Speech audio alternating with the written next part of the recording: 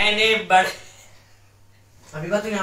دھرم گرووں سے پوچھا کہ جب کوئی نہیں تھا، نہ شری رام تھے، نہ برانا تھے، نہ شیو تھے، جب کوئی نہیں تھا تو سوال یہ پیدا ہوتا ہے منو پوچھتے کس کو تھے؟ کوئی کہتا ہے شیو کو پوچھتے، ان کے پاس علم نہیں آئے۔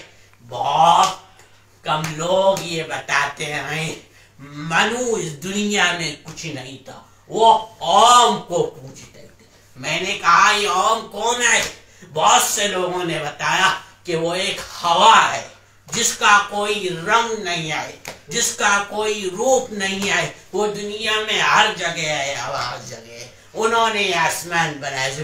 میں نے کہا بابا انہی کو تو ہم اللہ کہتے ہیں، انہی کو تو تم ایشور کہتے ہو، انہی کو تو ہم اللہ کہتے ہیں۔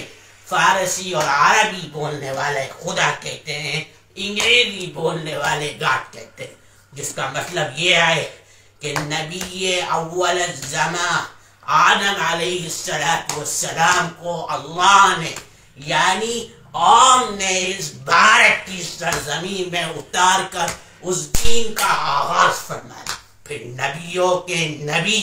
نبیوں کے سردار کو عرب کی سرزمین میں اتار کر اس دین کو مکمل فرمایا۔ میرے بھائی اللہ کی حکمت ہے، اگر وہ چاہتا تو اگر وہ چاہتا امریکہ میں اتار دیتا، اگر وہ چاہتا افریقہ میں اتار دیتا، اگر وہ چاہتا آسٹریلیا میں اتار دیتا، اس کی حکمت وہی جانتا ہے۔